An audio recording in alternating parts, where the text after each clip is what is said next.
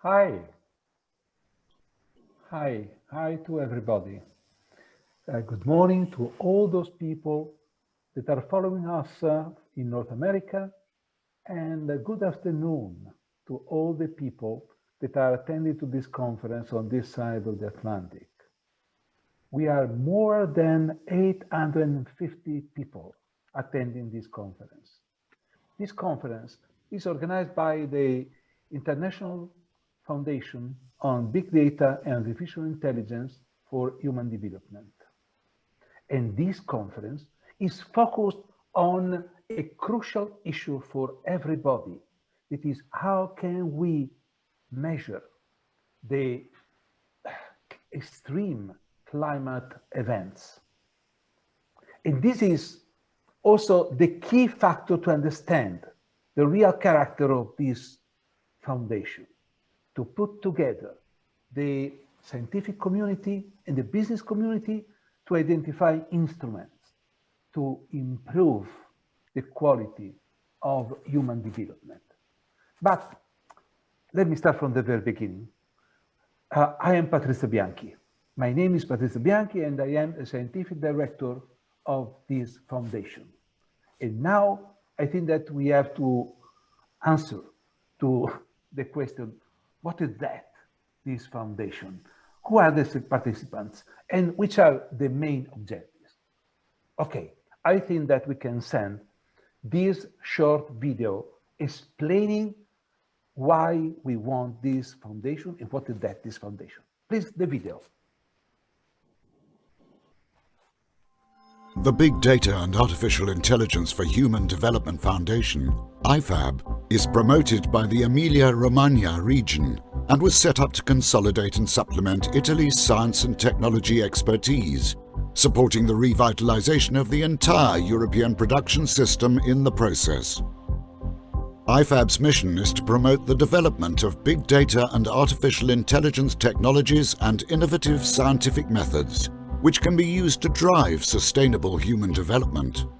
IFAB was founded in Bologna at the center of the Emilia-Romagna region's high-tech network, which consists of 10 technopoles and 88 laboratories and industrial research centers.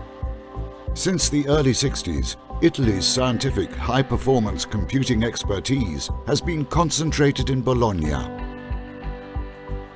Currently active here is Marconi 100, the Italian HPC Tier 0 system, forming with the Tier 0 systems of France, Germany, Spain, and recently Switzerland, the European HPC PRACE infrastructure. Leonardo, a new highly powerful pre-exascale supercomputer, will also be developed here by 2022. Leonardo is the pre-exascale system procured by Euro-HPC, outcome of the European effort to control HPC technology, co-designed by Cineca and Atos, integrating Partec modular computing software stack, which will be installed and maintained by E4 Engineering, the HPC SME headquartered in Emilia-Romagna region. The founding partners of IFAB include the Big Data Association, which brings together the regional universities and the main Italian research bodies involved in the development of technologies based on high-performance computing, big data, and AI. Regional institutions. National research institutions. National consortia, research centers and foundations.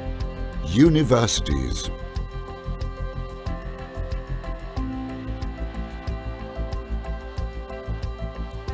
IFAB's founders also include a number of leading companies like Unipolsai and Eni, while others are about to join.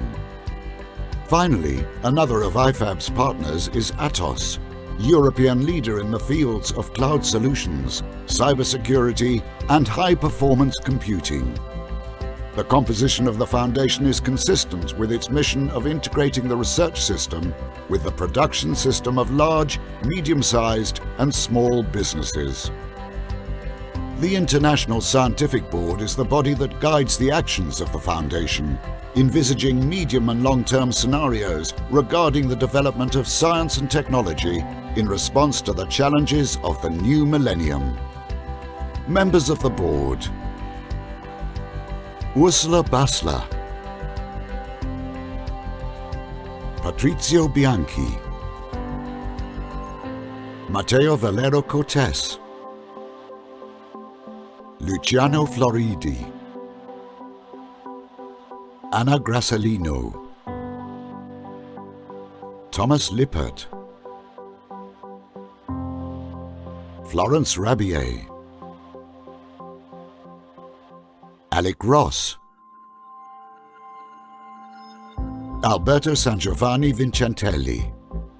IFAB's scientific activities are supported by 4 working groups focused on 4 major areas: conventional and innovative technologies, socio-economic challenges, climate change, life science and precision medicine. A number of projects consistent with these research areas are ongoing. The first of these is the Big Data and AI for Climate Change Analysis for the development of European Extreme Events Climate Index, a tool which can be used by different economic operators to define climate risk evaluation and coverage strategies.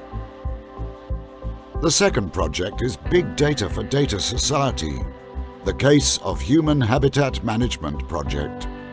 It is focused on identifying operating platforms for managing mobility in large urban systems.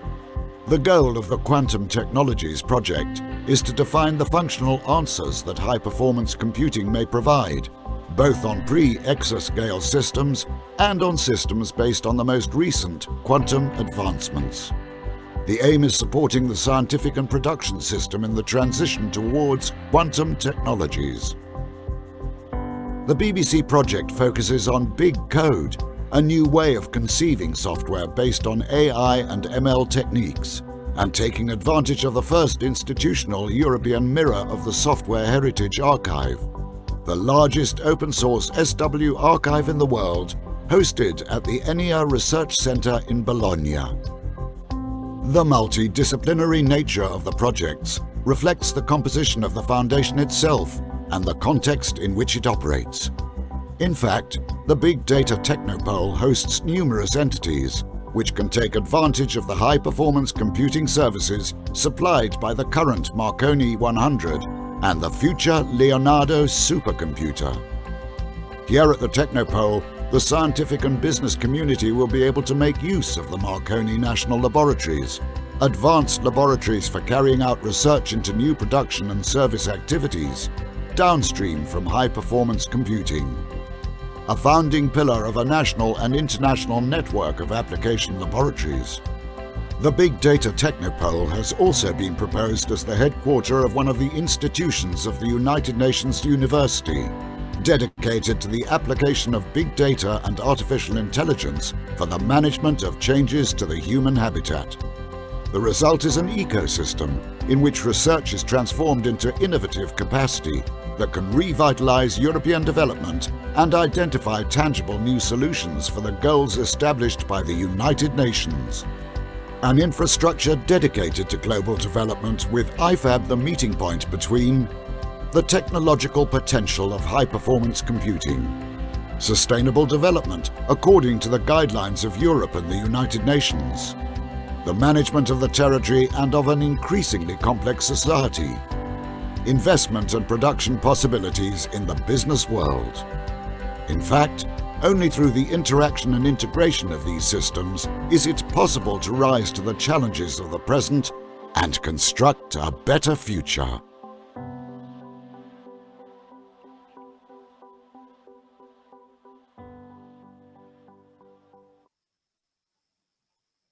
Thank you. Thank you for this video. And let me say now that the foundation was supported from the very beginning, was promoted by the region Emilia-Romagna. So let me leave the floor to Paolo Salomoni. So Paolo Salomoni is the regional minister for university and research, and he sent to us a short welcome address. Hello to everybody, I'm Paola Salomoni, I'm the Regional Minister for Education and Research of the Emilia-Romagna region, and I am here to welcome you in the behalf of our President, Stefano Bonaccini. I want to thank all the organization from academy and business that together with the foundation organized and made possible this event.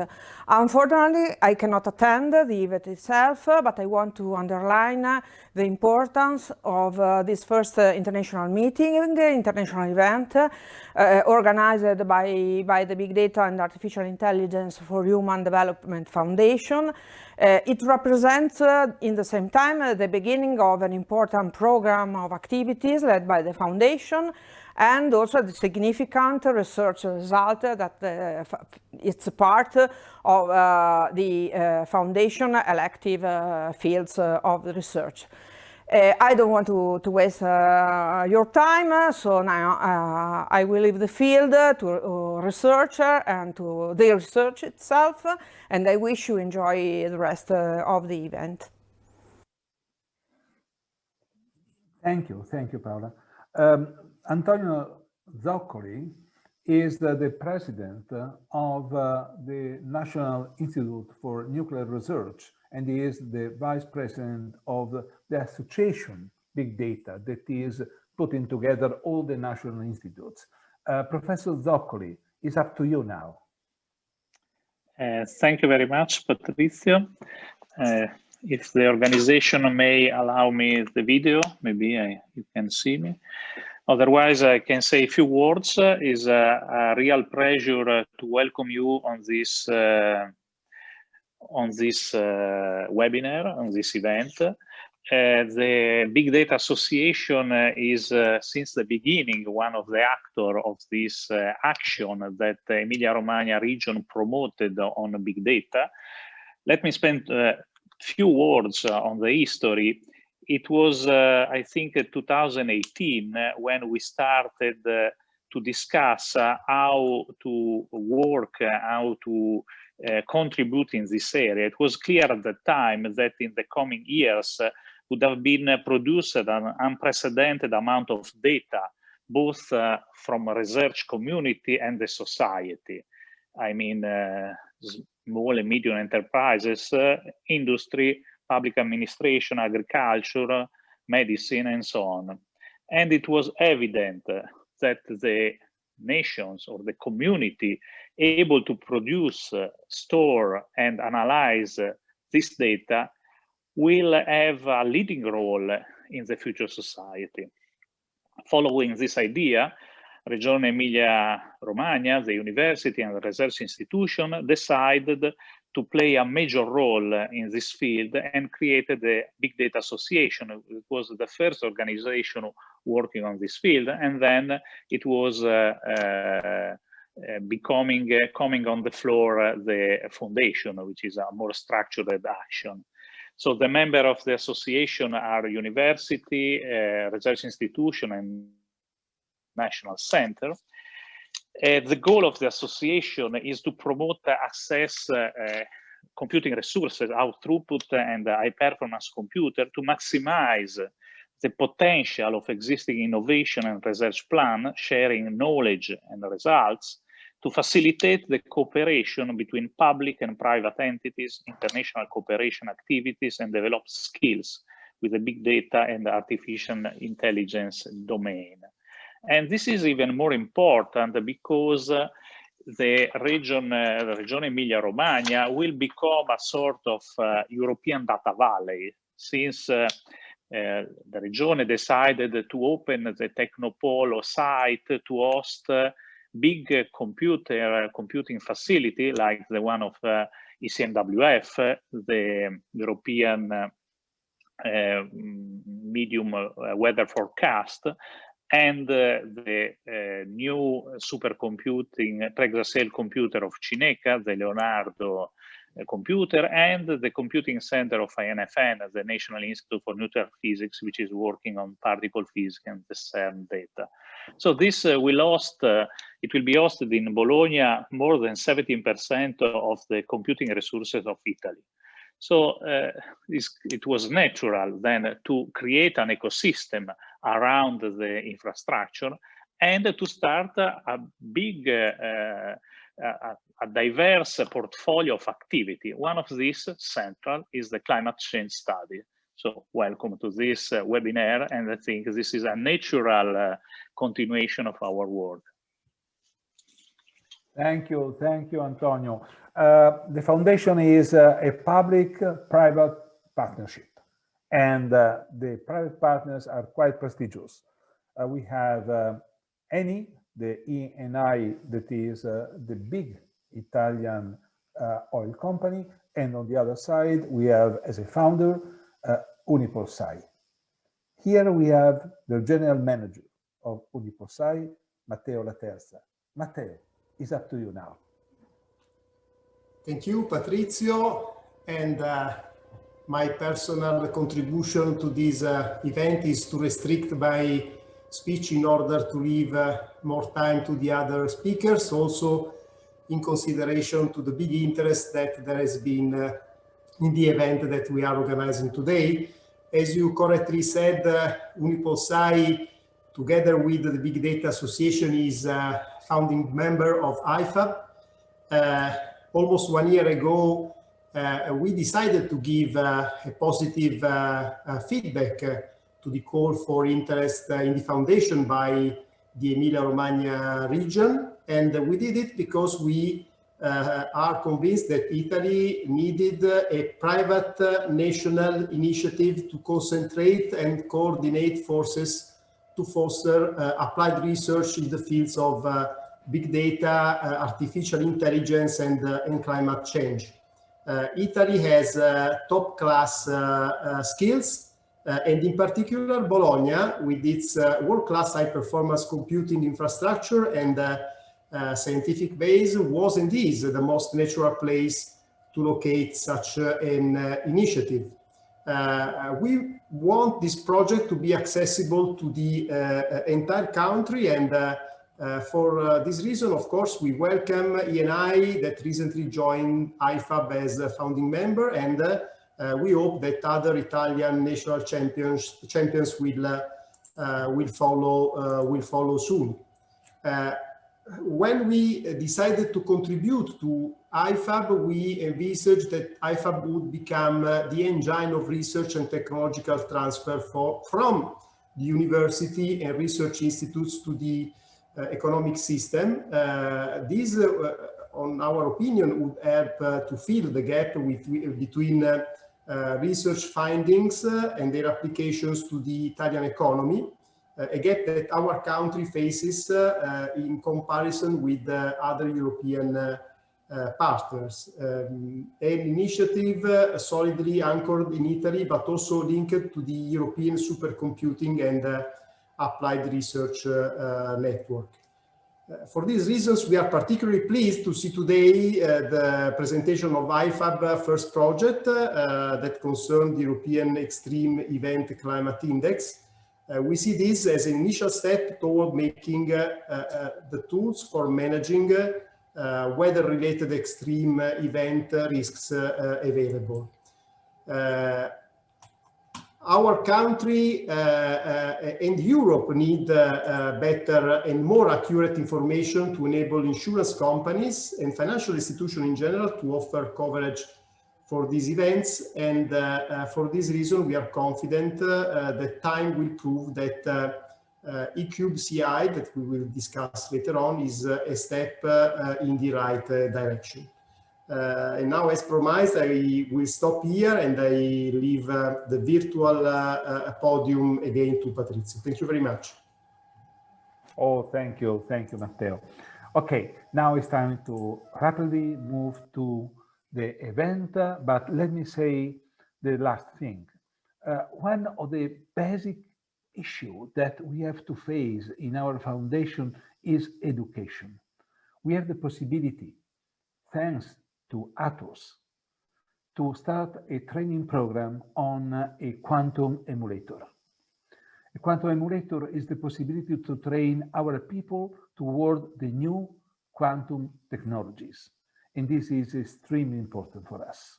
Extremely important because it's clear that when we are speaking about big data, we have to move rapidly toward the new technology. This possibility is open to all the associated to the foundation, to IFAB Foundation. Okay, now let me say that everybody who is interested to know more about our foundation can write directly to IFAB info@ifabfoundation.org. Okay, now we are moving to the event. I leave the floor to Paola Mercogliano, Head of Research of the Mediterranean Center for Climate Change. There is the event and there is a round table. Let me thank all the people working in this part of the event. In particular, let me thank Professor Antonio Navarra. Let me thank Giovanni Renzo Avesani, and in particular, let me thank Florence Rebier, that is member of our steering committee, of our International Scientific Board. Paola, now it's time that you bring the power and start the presentation of this fantastic research. Thank you to everybody. Okay, thank you to Professor Bianchi for introducing me. I'm Paola Mercogliano. I am the director of the Research Division Regional Model and Geological Impact at the CMCC Foundation, collaborating with Leithà on the definition of European Extreme Event Climate Index. In this second phase of this webinar, we will have then a technical session, a roundtable, and then a question and answer session. If you are interested to put a question to our speakers and discussant, please, you can use, if you are connected with Zoom, the question and answer window, or you can write your question on the Facebook. Okay, I would like now to introduce Antonio Tirri. He's an engineer and he works for Leithà, and he is the responsible for the development of this specific research activity. Please, Antonio. Thank you, Paola. Thank you. Just a moment in order to share my screen for the presentation. Okay.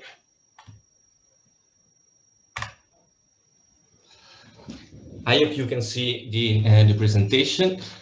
Again, thank you, and hello everyone. My name is Antonio Tirri and I'm part of the Leithà team. Just a few words regarding my company. Leithà is the competence center of the Unipol Group, focusing on data science and computer science topics. In particular, my group works on projects aimed to analyze the impact of natural events on the insurance business, designing innovative solutions for all our stakeholders. I'm going to be speaking to you today about the first project of the IFAB Foundation, that is the European Extreme Events Climate Index.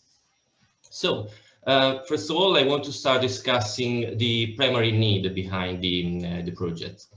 In recent times, we have observed an increase in the frequency and intensity of extreme events, with a significant impact on both quality of life and economy.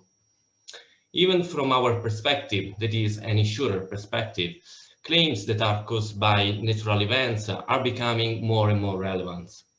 And this results in an emerging need for tools designed to support the implementation of strategies in the climate domain. As you can imagine, this topic is not totally new. In fact, some products of this type already exist. For example, I can mention the Actuaries Climate Index that is developed by North American actuarial institutions. Well, in this project, we were inspired by the ACI and in general by the state of the art.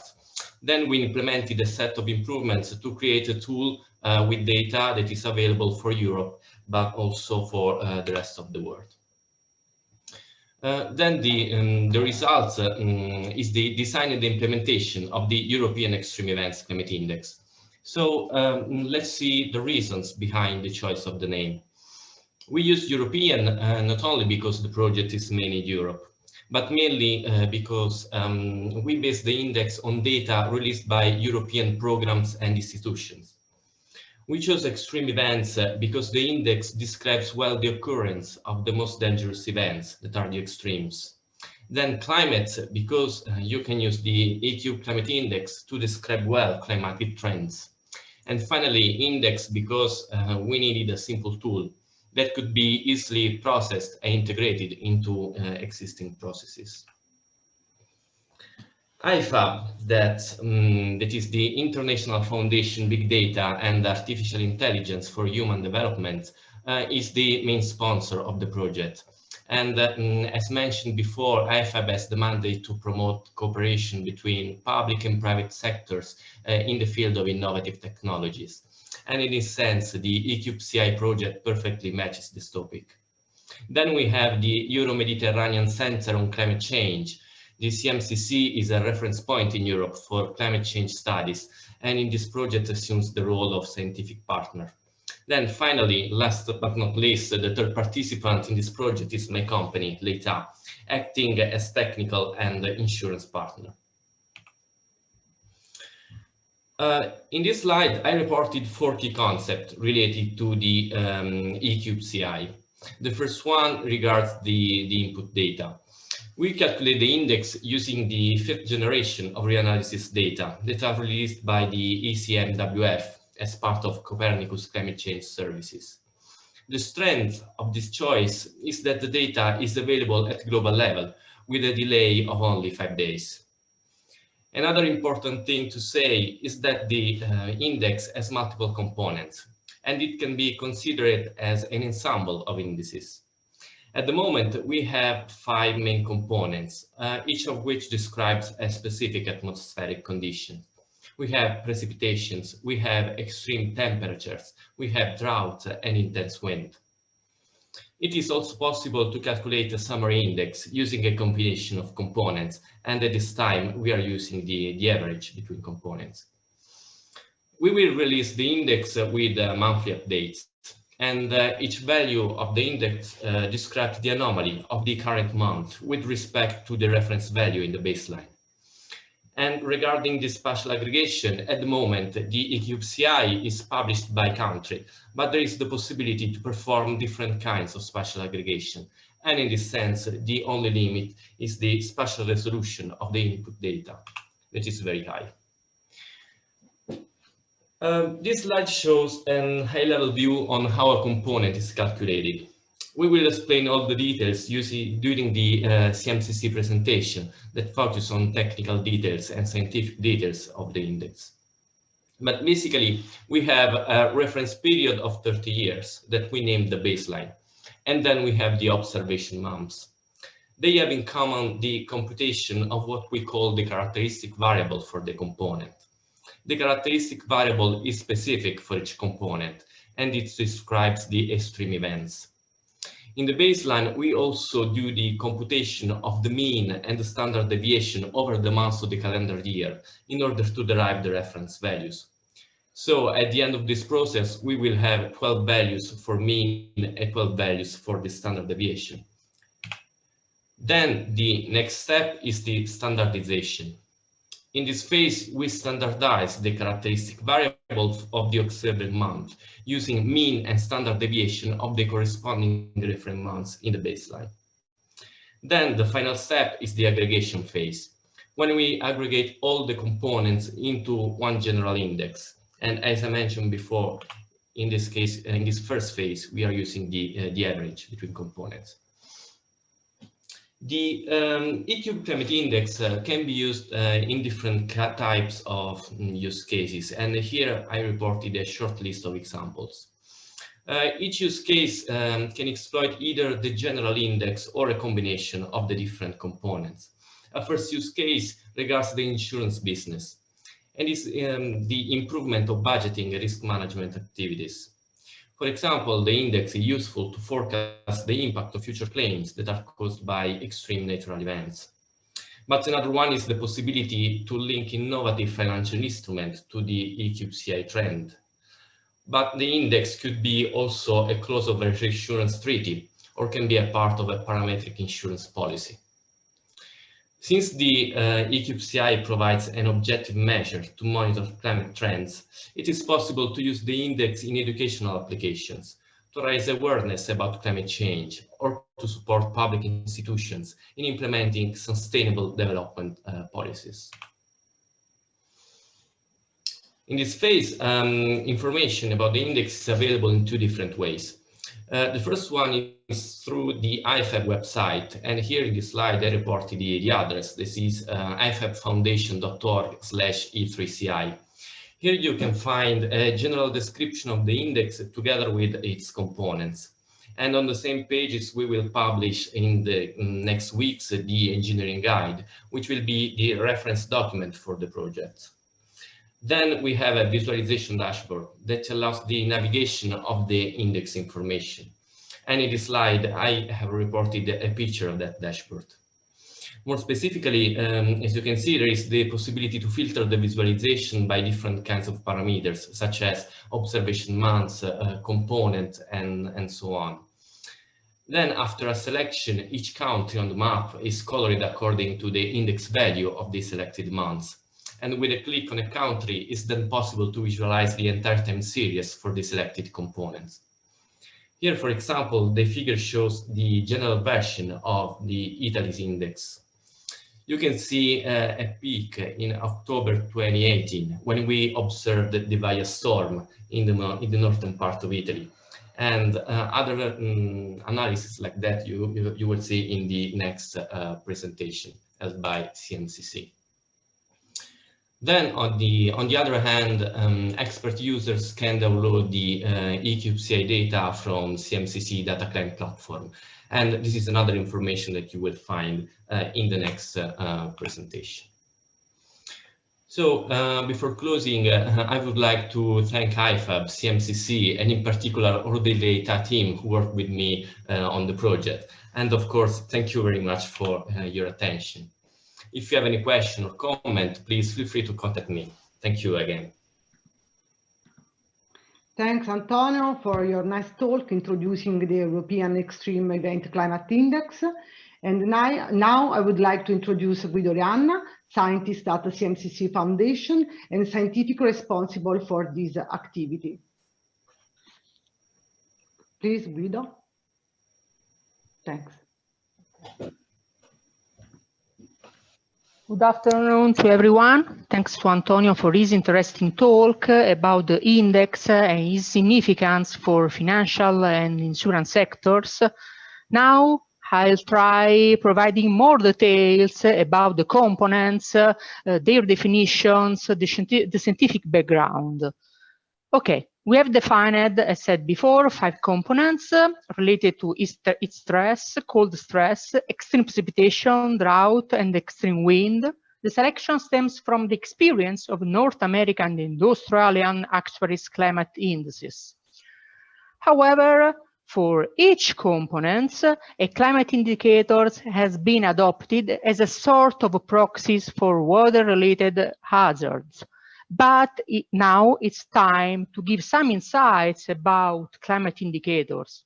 We have to say that climate indicators have only a limited information content if compared to more time and computational resource demanding physically based modeling, but they are a consolidated way to return information about the frequency and severity of weather-induced hazards.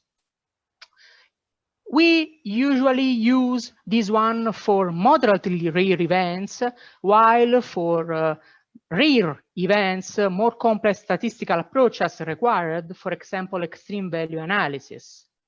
Finally, selecting an indicator entails a choice in terms of trade-off for maximizing the information content. For example, for hydraulic hazard, the reference time span is strictly related to the geomorphological features of the basins, from few minutes in a highly sailed urban basin up to several days for the longest rivers in natural basins. So we have to take into account all these aspects. Also for this definition, we start from North American Actuaries Climate Index, but we have carried out a further desk review, considering also European references, for example, European Environmental Agency indicators.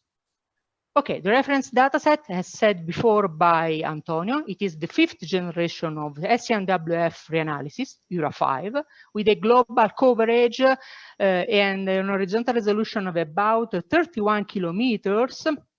Data are available since 50s up to now. Data are available on the climate data store of Copernicus Climate Change Service. The latency of about 5 days permits a prompt update of the component of the European Extreme Events Climate Index and their components, but probably more details will be given by Chiara Cagnazzo in their talk after. Okay, which are the stages that are required for defining the components and then the indicators? First of all, the identification of a significant threshold for extreme events. After the standardization process, we have used, in this case, 30 years from 1981 to 2010, and the standardization is a key aspect of the process. Making possible the comparison among different components, different dynamics, different metrics, but in a way also limiting the potential weaknesses and systematic biases in the input dataset. The third aspect, the third stage, is then the computation of the component in the operational mode. So we can start for the first one, it's stress. The procedure is quite simple. We have fixed the calendar day. After, we have identified the 5-day moving windows. So for the reference period, the 30 years, we have 150 values, 30 years for 5 days. Then it makes possible to computation of the 95th percentile of the maximum temperature. Then for each year and each month, the number of days for which maximum temperature is higher than the threshold is computed. The values for the reference time span are used for the standardization process, simply by computing mean and standard deviation, then permitting the calculation month by month of the standardized component. For cold stress, the procedure is quite similar, but of course, in this case, we are interested to 5th percentile of minimum temperature. And after, for each year and each month, we assess the number of days below the threshold. After the standardization, the computation assume the same rules. Extreme precipitation. In this case, we compute the 90-50 percentile of daily precipitation at a monthly base, so not using a moving windows. And for each year, each month over the reference period, we compute the cumulative precipitation exceeding the threshold.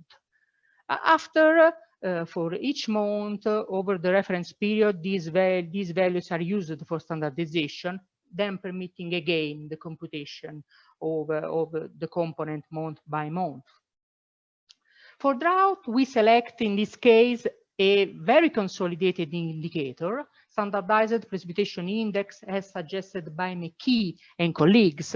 It represents the number of standard deviation that observed cumulative precipitation deviates from the climatological average. Of course, we set as climatological period again the reference period 1981, 2010, but this index requires also the identification of a cumulative period for assessing the index. So we selected the 3 months following the example of European Environmental Agency indicators. So for each month over the reference period, we have computed the cumulative values. After these values has been fitted by a gamma distribution, transformed in a normal distribution, permitting to compute month by month the SPI.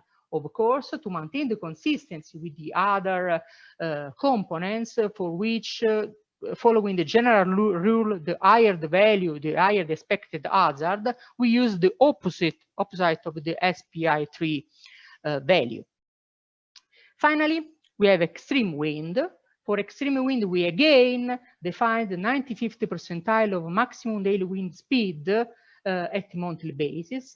After we use, from retrieved by the literature, the indicator local loss index as suggested by Donat and colleagues, where the ratio between the maximum daily wind speed and the threshold is computed, but cubed as a proxy of wind power, recognized as more correlated to wind-induced damages. After the standardization and the computation for the operational stages are very similar to those that we have seen for the other components. Okay, now we can see some results at the country level, because as said before by Antonio, at the moment the data at country level are available. In particular, the general rule is that all the computation are carried out at the grid point level and after aggregated for the administrative unit level of interest. In this case, we are in the graph, we are the monthly values for the component. In this case, it's stress. The bold line represents the latest 10 years, not included in the reference period. After we include two tables, the first one reports the number of values exceeding 1 for each 10 years and the occurrence of top 5 values. This is the situation for Italy. For the heat stress, an increasing trend can be recognized with only 6 events in the first 10 years, then are monthly values exceeding 1, and 42 in the latest 10 years.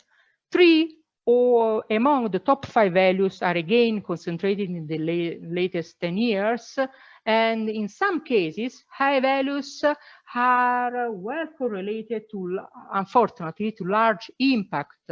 For example, we report in the slide the cases of summer 2003 and summer 2018. In this case, the damages and the impacts are also collected in the MDAT catalog.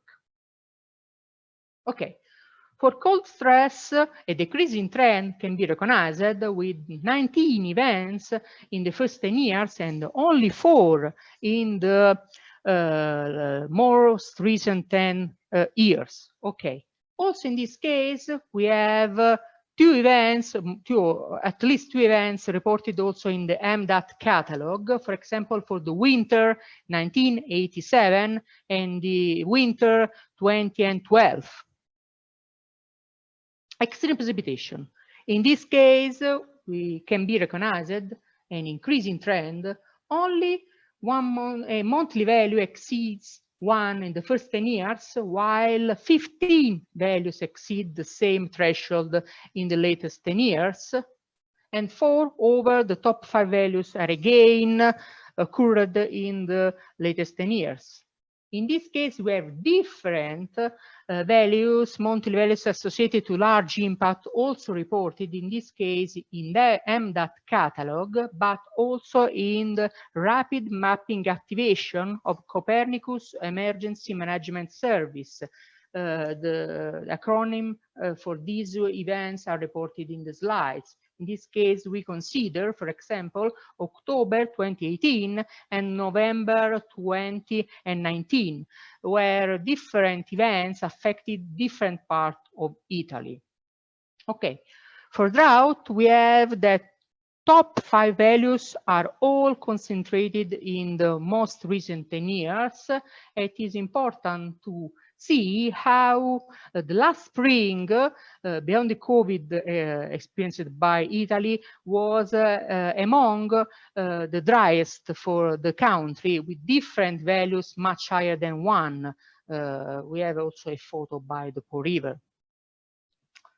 For the wind, as said before, first of all, 3 among the top 5 values are again concentrated in the most recent 10 years, but we have a monthly values much higher than the other ones. It corresponds to October 2018, when a viastorm affected large parts of Italy, in particular northeastern part. So, of course, it is collected also in EMDAT and Copernicus Emergency Management Service list. For this reason, this value, it is currently the only one exceeding 1 in terms of European Extreme Events Climate Index, also for the joint effect of the viastorm, so the wind, intense winds, in particular of heavy precipitation, as seen before for extreme precipitation monthly datasets. All this data can be downloaded, as reported before by Antonio. There is a dedicated page about in Data Climb. The link is reported in these slides, and you can download the data in terms of area of interest. Of course, you have to select the data set, in this case area 5. The administrative unit at the moment are available only country level and the area. An example, for example, for the Italy that we have seen few moments ago. After, you can download the data also in terms of period of interest. In this case, for example, I've selected June 1981. Of course, for all the countries, for all are reported the data for all the components and for the synthetic index. So, also, if we have now released the platform, the data are available, we are yet in pre-operational stage, and at this phase, your feedbacks, your insights, your suggestions, but also your indication for inconsistency in the dataset are very important and crucial for a proper update improvement of the tool. So we have prepared a brief survey. The link are reported again in the slides. So I'd like to invite you to dedicate few minutes of your time to fill this survey. Your requirement will be collected, processed, and can play a relevant role to improve our tools.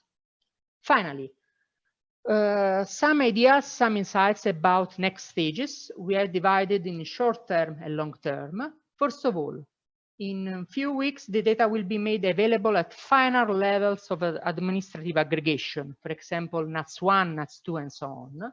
Specific indicators for not properly accounted by the climate indicators that we have now included will be added, for example, for forest fires or for coastal floodings.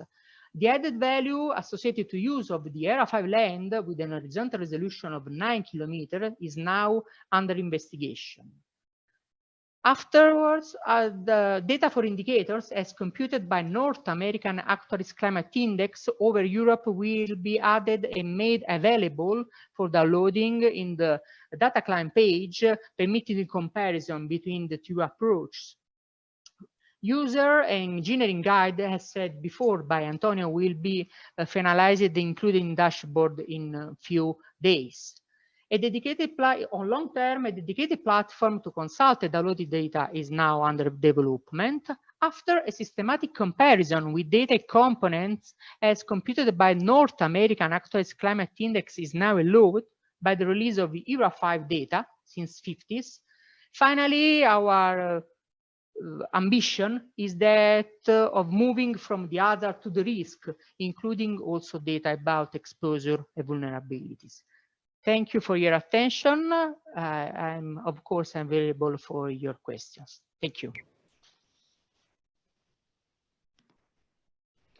Thanks, Guido, for this detailed explanation of what we have done in this research activity. And now I would like to introduce Chiara Cagnazzo, Sector Information System Manager of the Copernicus Climate Change Service.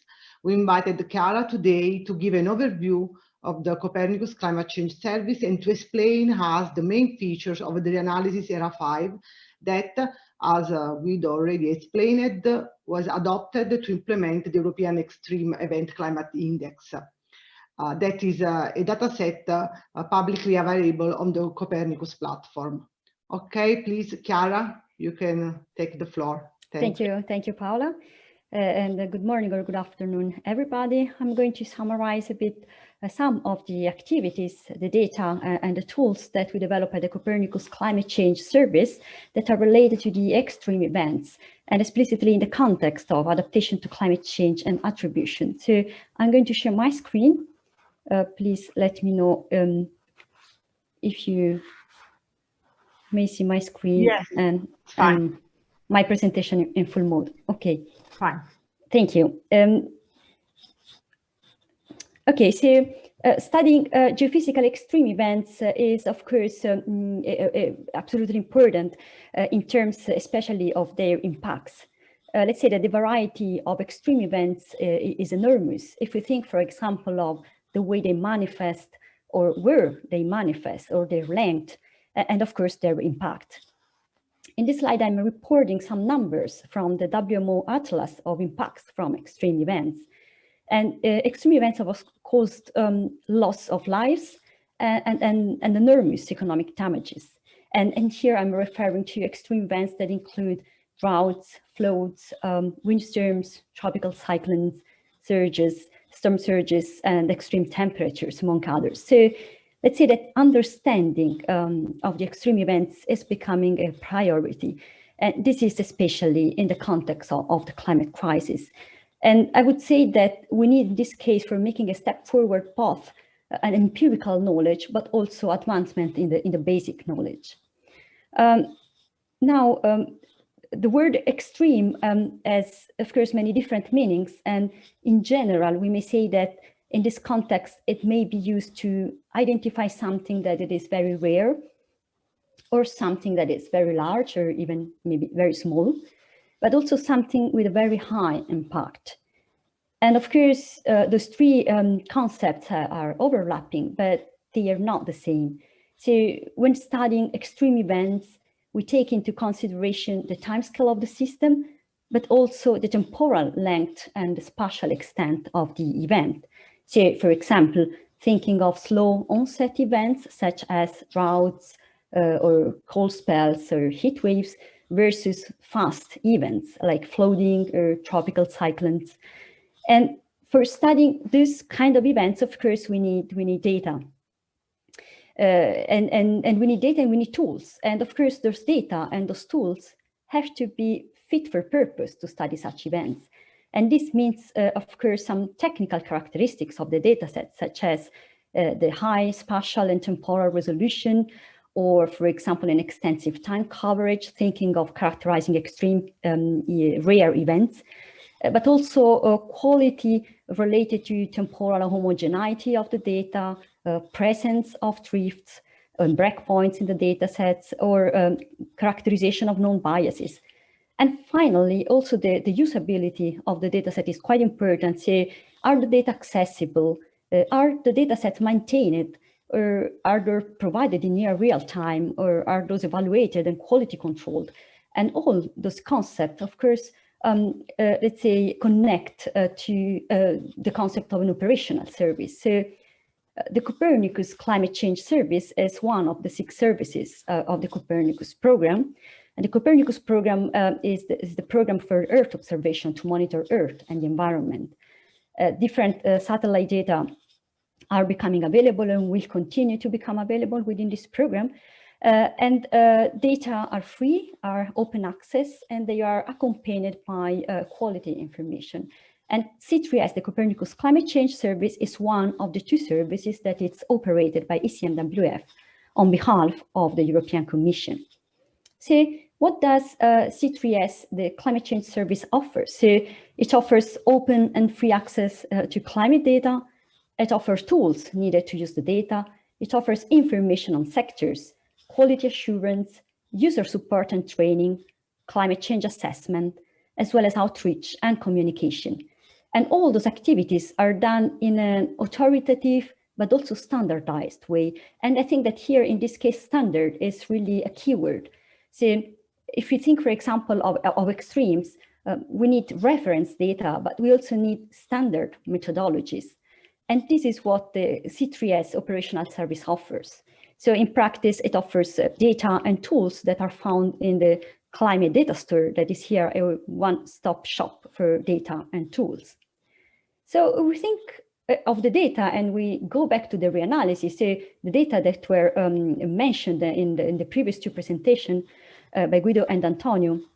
Of course, we have available a huge variety of data in the climate data store, but reanalysis are among the most used data set also for climate extreme studies, and mostly because of their popularity. So their popularity is because the data set is complete in the sense that it combines a vast amount of observation into global fields using the data simulation technique.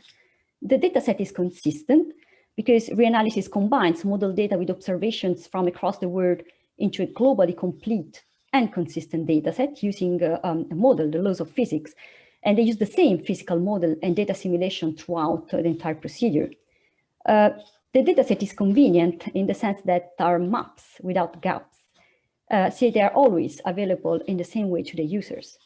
And it is very important to say that observations are absolutely key in this context. So their availability has evolved drastically over time, and evolving observations are making the dataset more reliable and much more at higher quality. So here I focus just on the two sets of reanalysis. The ERA5 is a full observing system global reanalysis for the atmosphere, land and ocean waves. ERA5 has replaced the previous generation of reanalysis that are named the ERA interim. And in this sense, it is a better product because it has a better model behind, it is developed and it is delivered at a higher resolution, more and better input data are included. So it is available from 1950 onwards, as also Guido was saying, and it is daily updated 5 days behind real time. On the right-hand side, you may see a map of a climate anomaly for the last December 2020. So just to remind you that the 2020 entire year was the warmest year on record for Europe. Together with ERA5, you may find in the climate data store also ERA5 land. This is a dynamical downscaling until 9 kilometers, as Guido was also mentioning. And of course, you may understand that in this case, a better representation of the orography is delivered. So in order to show you quickly the difference between the previous ERA interim system in the context of extreme events and the new ERA5, I'm showing here an animation of one hurricane, the Hurricane Florence, hitting North America in 2018. On the right-hand side, you have the new generation reanalysis. You may see several improvements compared to the ERA interim. So thinking of a much higher resolution, 30 kilometers versus 80 kilometers, hourly output. So each step in the animation is the time step of the model. Now the colors here represent the accumulated precipitation from the starting of the animation, whereas the line, the black line represent means level pressure. Of course, let's say that this data set is better also because it benefits from additional more years of research and development with respect to the previous one. And it is delivered in near real time. But let's say that the highest quality is found over data-rich areas. The global reanalysis are not the only reanalysis available in the climate data store, but I do not have time to show you the regional reanalysis. So what we do with those climate data, and of course many other data that are available in the climate data store. So first, we extract climate information from data and we transform it into knowledge. So the infogram on the right-hand side of this slide represents the service chain from the data to the information. And there are two typologies of product. On the top, shown our activity of climate monitoring. So I'm talking about reporting the climate at monthly scale. So we have monthly bulletin, but also a nearly European state of the climate. And there is a section dedicated to the extremes. And in the bottom, you see instead the service chain that produces climate knowledge that is instead relevant for supporting adaptation strategies in different sectors. And of course, those many sectors are vulnerable and climate actionable sectors. So for example, we estimate and when we try to reduce the risk associated to pluvial flooding or the levels of risk from the windstorms may become relevant for the insurance sector, or again, extremes are very important in defining the standards in infrastructure for making resilient buildings, or extremes are very important, of course, in connection between health and heat waves.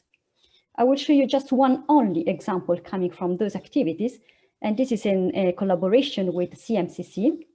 So this activity has the focus of developing data sets, even at a quite high resolution, tools, but also applications to provide a set of climate impact indicators that are related to the extreme precipitation. And of course, also to assess the magnitude of past extreme precipitation events across Europe. But also it has the ambition to make an evaluation of the spatial distribution of flood hazard and damages related to those extreme events over some specific European cities. And the maps that you see here are just an example of the indicators related to the extreme precipitation. So the last activity that I would like to quickly mention here is instead the development of a prototype service for extreme events and attribution. So here, the ambition is really to provide a wide range of users with timely and reliable information about extreme weather events, and especially how they relate to anthropogenic climate change. And on the right-hand side, there's this infogram that is showing for which extreme event typology we have a better understanding of the effect of climate change, and therefore for those typology of events, we may build a more reliable attribution service. So to conclude my very short summary, data with respect to extreme events, here I've mentioned the reanalysis, and of course, reanalysis provide maps without gaps, and they are able to deliver consistent estimates that are based on the entire observing system. And the ECNWF vision for C3S after 2020 is to continue to allocate high priority to reanalysis, and there are also regional reanalysis that I've not mentioned in my presentation. Of course, our intention is also to look at extremes in a quite more consistent way in our program and across the different services. So we will continue to maintain operational service components such as the monitoring of the climate, but also information on sectoral impacts. And I would like to highlight that more than focusing on data, in this case, we would like to really focus and deliver tools that are tailored for dealing with, for example, extreme events. Finally, we are already liaising, and we will continue to liaise with the Climate Adaptation Portal. Here, I'm referring to the connection with the European Climate Adaptation Platform, Climate Adapt, that's in partnership with the European Commission and the European Environment Agency. Finally, we would like to develop an extreme event catalog in collaboration with the Copernicus Emergency Management Service, and of course, construct and maintain an operational extreme events and attribution service. And I thank you. Thanks, Chiara, for this very interesting talk. And okay, I want to also ask to all the people attending, because we are receiving a lot of questions. We will try to reply to all of you. And if we are not able to reply today, we will reply in the next days. Okay, and now we can start the table round. And with our invited discussant, already introduced before by Professor Bianchi. Okay, then welcome to Florence Rabier, the Director General of ECMWF, to Antonio Navarra, the CMCC President, and to Renzo Giovanni Avesani, the CEO of Leithà.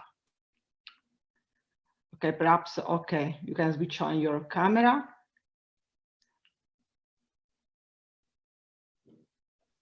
Okay, perhaps Antonio, okay, thank you for attending to this meeting. And okay, my first question is I would like to know from you if you have some general comment on this research activity that has been presented today, and then if which could be the value of this kind of research activity from your specific point of view.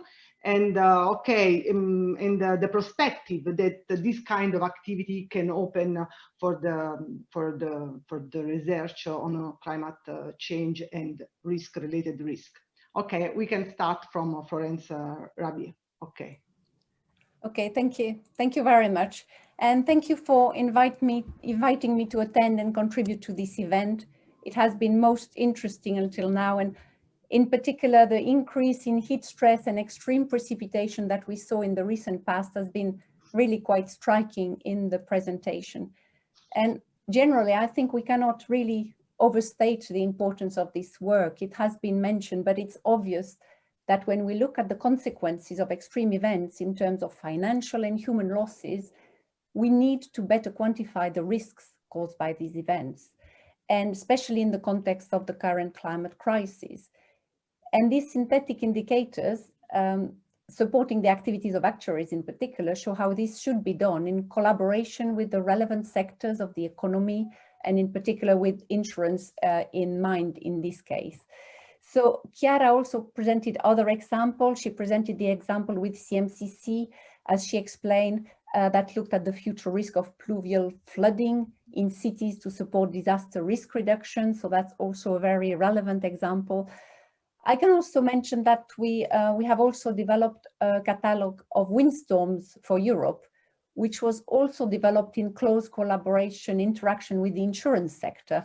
So it is a bit of a similar study, and it provided as well, again, an example of how it is possible to go from physical risks to the financial estimate of the damages, such as the total insured losses per year due to windstorm.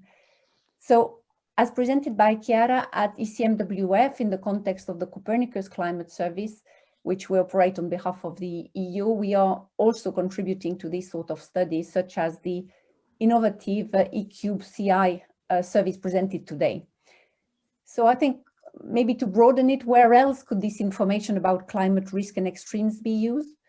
Well, obviously it can be used to help to drive adaptation. I think Chiara mentioned it quickly, but how can we adapt buildings? And we've started building methodologies to investigate how the estimates of extremes can be used to design new building standards, for example, but also how do we adapt agriculture, energy production.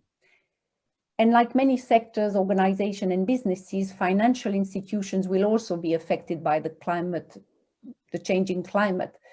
And the risks that come with climate change will need to be included in financial disclosures, which make financial information available to investors and other stakeholders.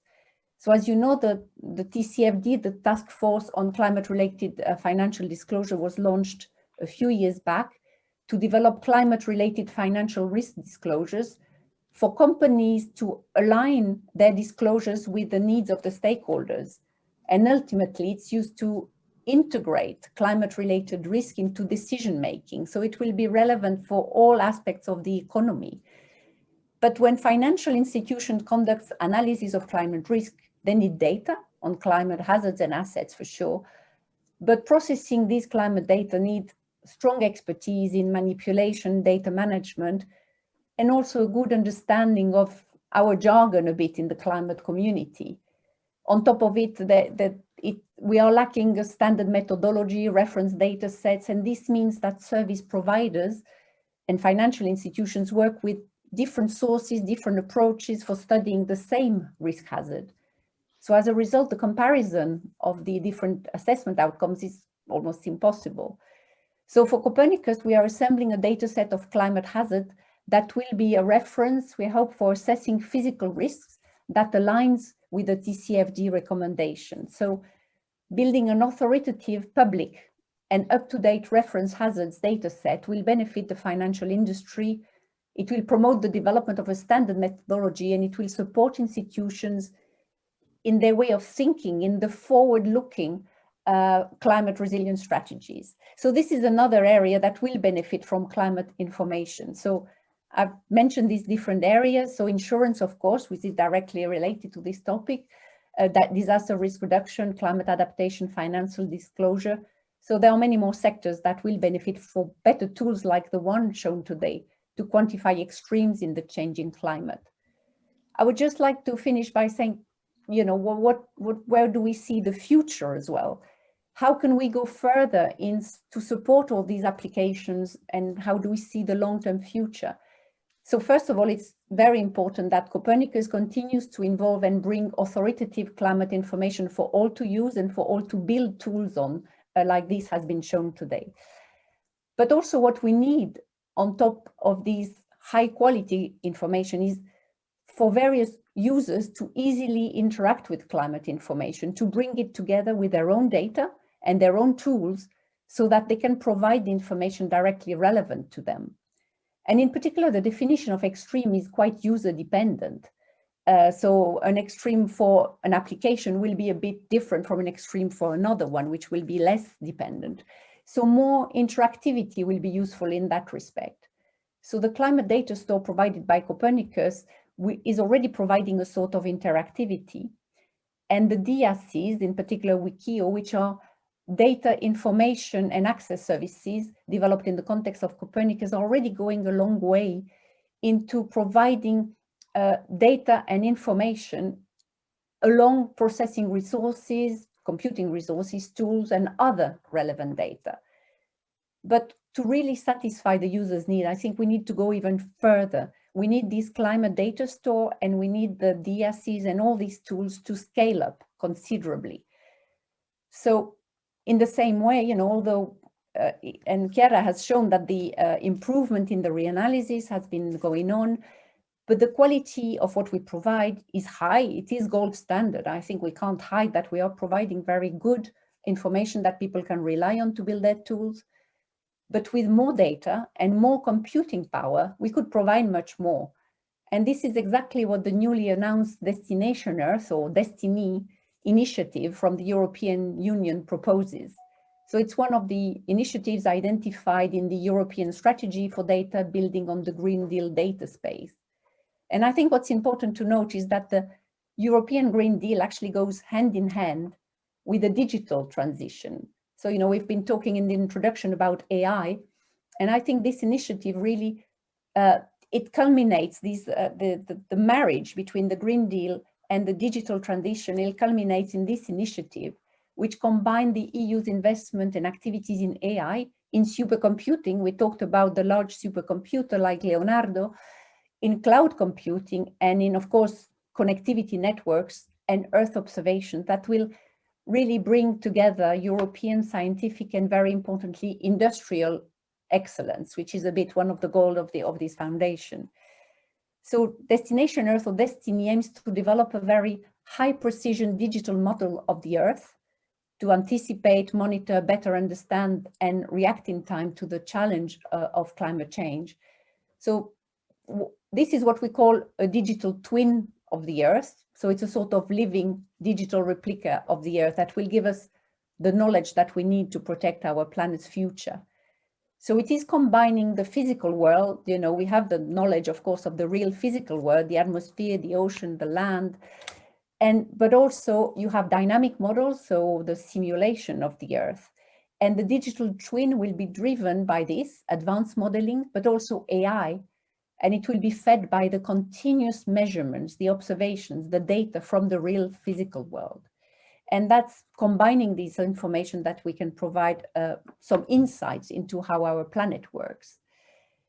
So in the context of Destination Earth, there will be this digital twin of the Earth will have unprecedented precision, providing forecasts of floods, of droughts, of fires, really with a very high precision from days to years in advance. It will also incorporate real-time data that will be, for instance, provided by society, like energy use, traffic patterns, human movements tracked by mobile phones, for instance. And finally, as I mentioned, it will make use of AI and sophisticated data analytics. So this is really a truly planetary scale information system that will reveal not just how weather and climate evolve, but also how human actions manifest globally. And what's important is that it will have this interactivity. Users will be able to create their what-if scenarios and replay simulation based on various hypotheses. So the European Commission will lead this initiative, and coordinate implementation efforts between 3 implementation agencies. So ECMWF is one of them, together with ESA and EUMETSAT. So I think just a link between Copernicus and Destinationer. So this is really the long-term vision in the next few years. We've talked a lot about Copernicus, but Destinationers will build on Copernicus and on Earth observation capacity, which is really in Europe, an area where Europe is leader. It will add the cutting-edge supercomputer dimension and the AI, in particular in the context also of EuroHPC, and it will allow full interactivity of the users with the digital twins of the Earth. So in that sense, Destination Earth will really provide cutting-edge developments that will feed into the future activities of Copernicus, where will we continue to deliver operational climate services and data to the users for them to build applications like the one presented today. So in that sense, Copernicus and Destination Earth are very complementary. So all this is very ambitious. So I presented a very broad vision of what we could do over Europe, really extensive developments combining the private sector and the public entities and all these cutting edge developments. But I think really the study presented here today is an excellent example of what is the state of the art today. And these sort of activities will really flourish, I think, in the future, in the context of the developments in the science and in the technology, as the ones I've just mentioned in Copernicus and Destination Earth.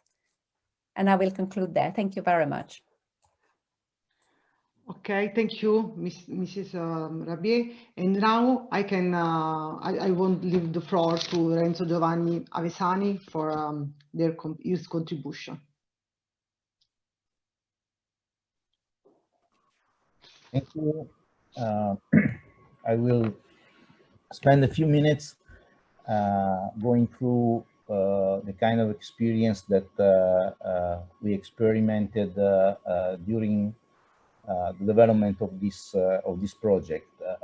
For us, it was a very interesting experience, especially because as foundation, we started operating a little less than 1 year ago, at the first of the peak of the COVID-19 pandemic. And it is quite remarkable, I think, that in this year, we were able to come out with this kind of a product. And we think that more is going to come, because we want to still invest in this kind of applied research that is what characterizes the foundation. The foundation is a foundation in applied research, the kind of applied research that runs on computers.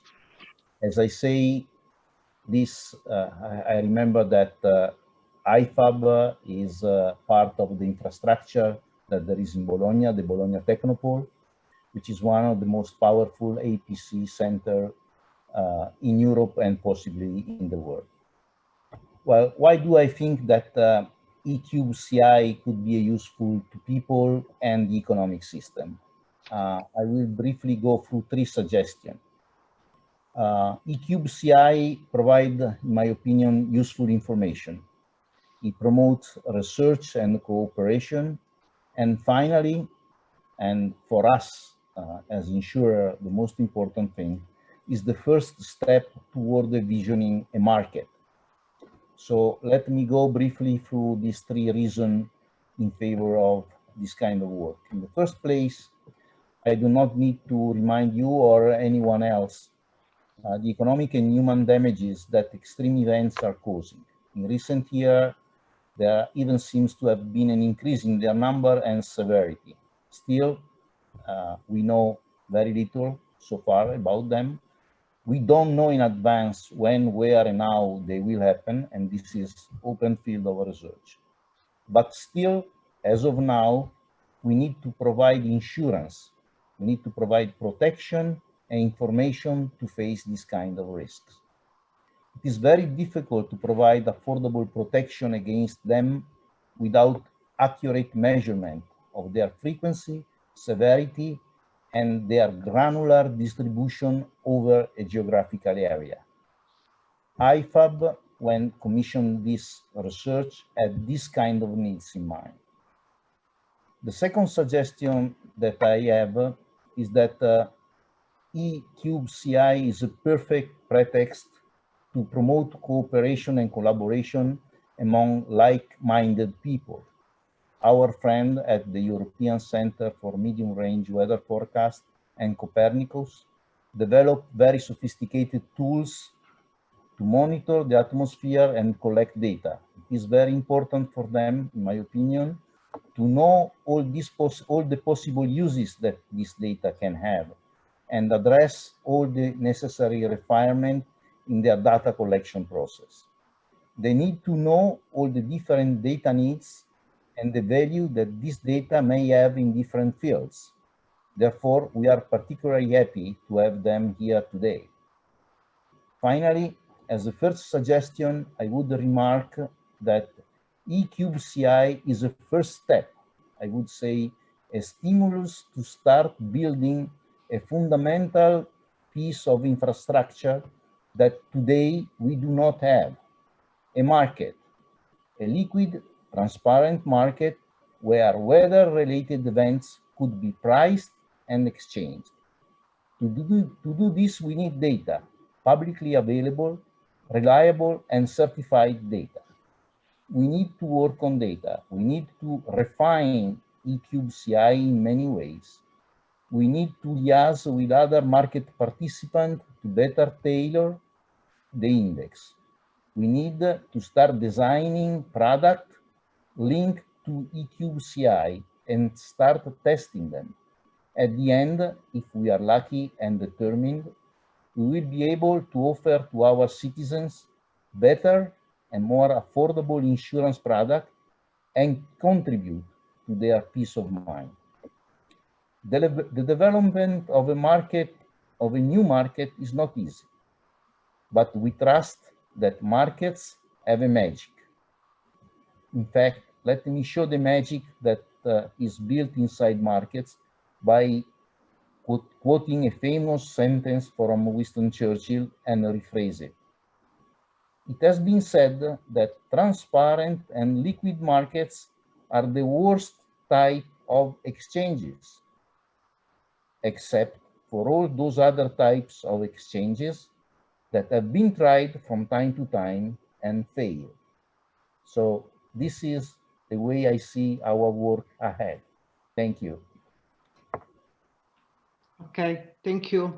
I want also take the opportunity to say that we are very happy of this collaboration, and also for us it was really a first step, and we are really happy to have the opportunity to work together to the improvement of this index. There are still a lot of things that we can do to improve it. This was only the first step, and we hope to make better in the future. Okay, now I want to leave the floor to my president, Antonio Navarra. Thank you very much. And of course, I can't resist by saying that this study of extreme event has been extremely interesting. Let me say a few things about the role that science and research can play into this, this whole story. Science has a big responsibility. We have started all this business of climate change, and I've witnessed the transformation of a science that was basically hidden in obscure laboratories, worked on by obscure people and overworked students, into a major geopolitical issue. And so this, of course, has given us new responsibilities, has also changed quite a bit the landscape we're moving in. He also made clear that, as Florence has said, once people realize that climate is not this fixed sort of scenario on which our life move, and is actually changing, and it can change, is changing, and it will change, suddenly people realize how many human activities are based on assumption that the climate will always be the same. And so once you realize that, then of course, then suddenly things becomes very, very delicate, and people of course spend enormous time trying to quantify the impacts. And then At that point also emerged the fact that human activities are actually an active factor in the changing climate because we can affect the climate. And people, of course, have gone even backwards and made extensive studies of past civilization to find out that the demise of civilization was caused by climate change, even if probably is becoming increasingly clear that was not the only factor. It's also becoming increasingly clear that climate has been a major amplifying factor in all these crises. So the question is, climate is with us, it will stay with us, and so it's something we have to deal with. So I welcome very much the interest on the side of the private sector in understanding how climate information can actually become part of their decision chain. And the decision chain is a delicate thing because we produce data, that's our job, we produce data, but data must become information, and information must become understanding, and understanding must become decisions, and decision must become action. That's the chain in which we're all part, and where science can actually lead up to a certain point, at least to the place of producing understanding, and then we can leave the decision to somebody else that has to take the decision. But our role, our responsibility is to generate understanding that is honest, timely, at the right time. So for instance, I appreciate very much that this project from inception to actually deliver was about a year, that I found is a good time. And usually the science community tend to take 3 years for everything, you know, that's sort of a standard. So I appreciate this very much, that I think is an indication of a understanding of the needs of the private sector to act on their needs that are here and now in a way they're clear and present needs, and they cannot be projected too much. Is also, I think, a stimulus for us to work fast and produce things in a way that are better, cheaper, and faster of what is available. So I think from this interaction, both sides can learn quite a bit. And Florence has already described what is the scenario in terms of the transition to this new tool that the Commission is preparing, Destination Earth or Destiny. I have to say that in some sense, this is a culmination of a process that started from the transformation of the classic weather forecast problem as a deterministic problem to a more and more probabilistic statements as the range of the forecast was extended in time. And so including probability immediately makes the risk a factor and transform the problem from a problem of, in some sense, somebody's telling me this is going to happen, and well, we have to assess what this information that I'm giving you means for you and for chain of decision. So the issue of probability, and in some sense, is transferring some of the responsibility on the user. And this means that the relation between the technology provider, the science provider, and the users must be really close, because only in this cooperation, then we can increase value on one end, we can increase understanding and generate more questions. It's our job, after all, generate questions that we try to answer. Hopefully, we generate more questions that we answer, and so we're very happy. When we go home in the evening, we have a lot of questions that are unanswered. Let me conclude, because this is also a special day, because this is the day that the last official document for the creation of the Italian National Weather Service has been published. So Italia Meteo is now a formal reality, and that's of course a reason of satisfaction. But it's also important because I think that a major component of the process I just described are institutions. You must have the right institutions in order to really be able to generate this process. And the center, of course, is one example of the right institution, the right time. ECMWF has been a success story because it has a model, an institutional model that was very successful. So I think it's important for Italy that we are at this juncture. Of course, there is a long way ahead. We still have to organize it. but I think it's important that we have it in place, and so we can move forward. And I think I'll stop here because I tend to chat too much, and then I'll take time from somebody else. Good evening. Okay. Thank you, really. Thank you for all your contribution. It was very interesting for me and the auditors. We have a lot of questions, and then if you are agree, I think that now we can move to the last part of this webinar, because there are many questions.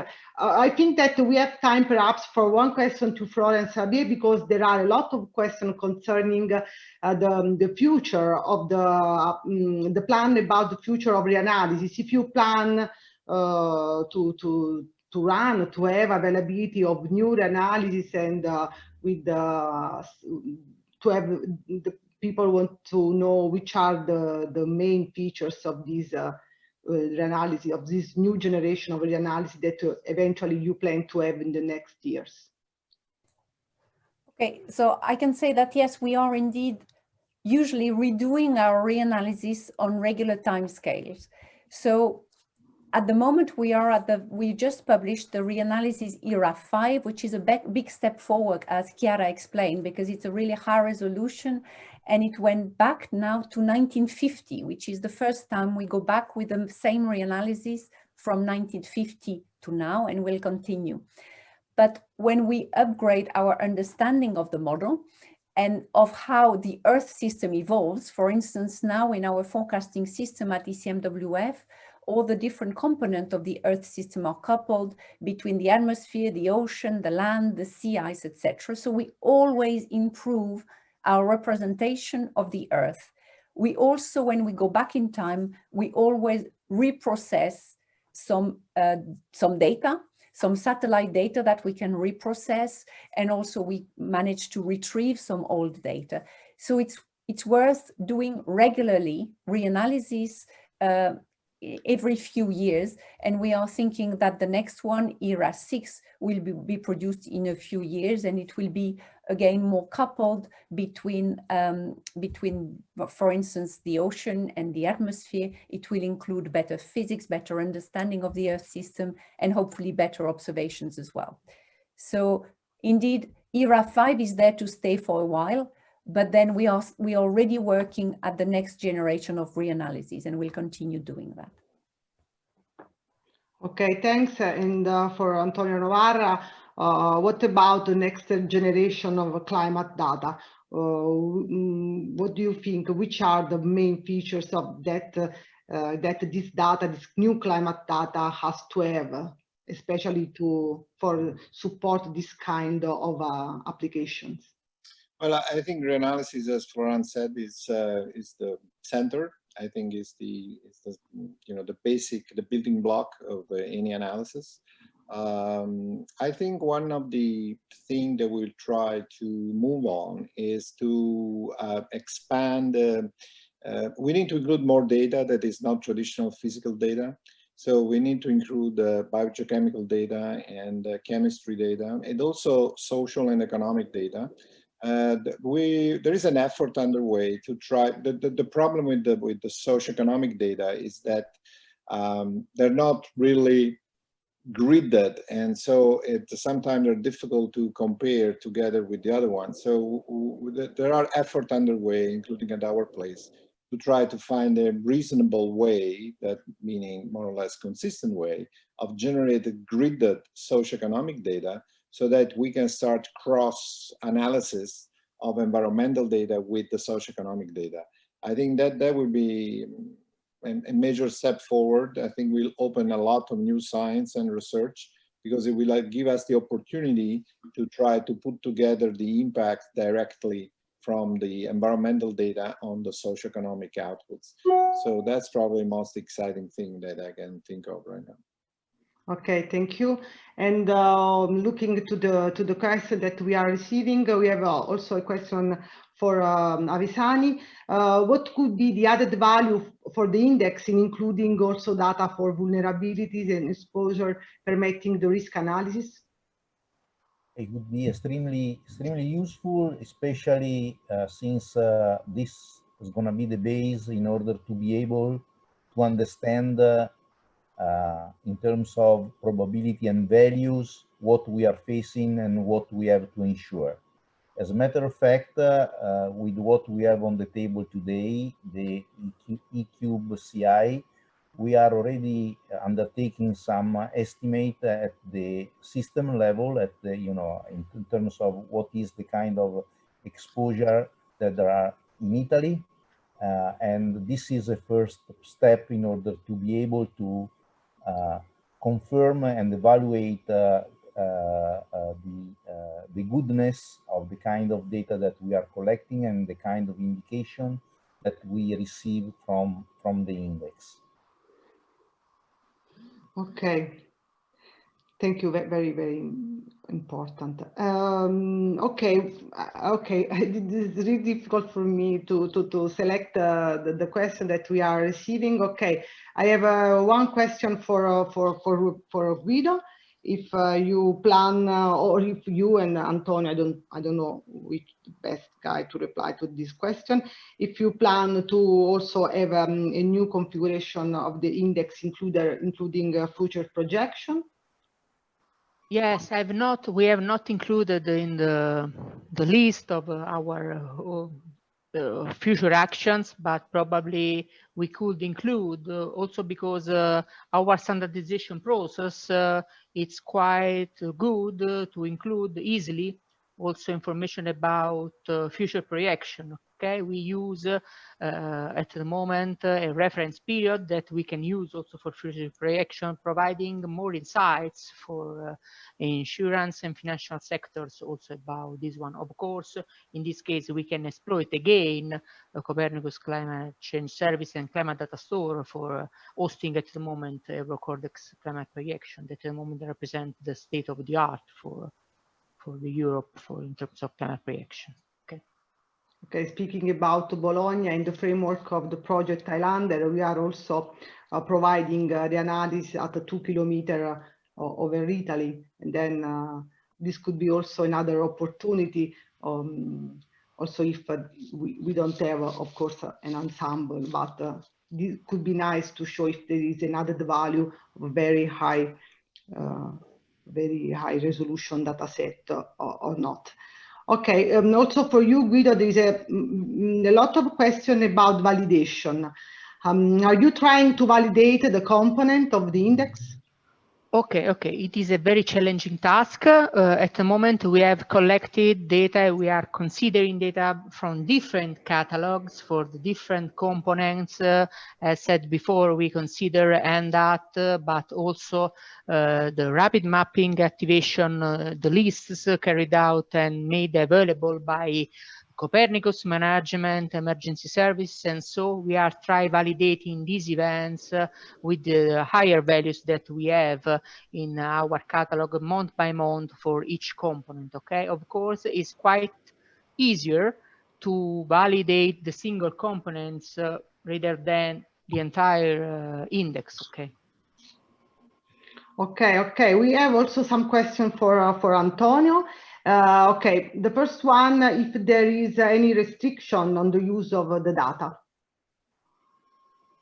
Well, in this first phase, users may use the index data for individual, professional, and non-commercial use. But with IFAB, we are working on a more structured version of the user license.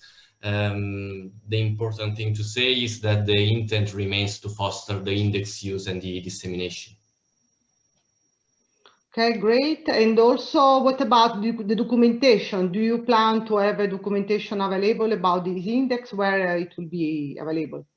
Yeah, at the moment, we have a detailed description of the index on the IFAB website. Then we will collect feedback from the scientific community in the coming weeks, and then we release the engineering guide on the same website. And the engineering guide is the reference document for the project, for the index, together with its components. Okay, and will the C3 index data be available also for the rest of the world or only for Europe? At this time, the data is available for Europe. but we calculated the values also for the rest of the world. So in the next weeks, we will release all the data. Okay, and also another question: in the index are currently considered the only atmospherical component. Do you plan to include also other components, and which are the additional components that you would like to include? Okay, if you want, Antonio can answer. No, Because, okay. Go ahead. Okay, because as said during my talk, we started from the experience of North American Actuaries Climate Index, and in this case, data about sea level rise and this variation during month by month are also reported by using a network observations. Okay, we decided of using them, but at the moment we are collecting all the data, validating to build the same approach to understand it is feasible also for Europe using the same grid of observation that have been successfully used for North American index. Yeah, I would like to add that we are working on an additional atmospheric hazard that we'd like to investigate. It's not a secret that a major portion of our claims are caused by natural events connected to hailstorms. So we know that these events are very localized and they are very difficult to describe, but we are planning to work on these issues in the coming months. Okay, and another question: have you compared with the other actuaries index the present result of the index? Okay. We, as said before during the talk, but also during Q&A session, we started from the experience of North American index, and so we started using this data, their components, but we have carried out also a desk review analysis to understand the other experiences. And so, yes, we have compared, we have used also the component indicators used for North American domain. As reported before, we included them for downloading from the data client page, okay, to permit the comparison for all the users interested to them, okay, because they represent at the moment a reference for actuaries climate index studies. Okay, thank you. We have a lot of very technical questions about reanalysis and about the opportunity to use this data for adaptation. Okay, how is possible to obtain this data? As you have already written in the question and answer window, I think we have reported the link to the two different websites. On the IFAB website, you can visualize the data, while in the data climb website, you can download the data.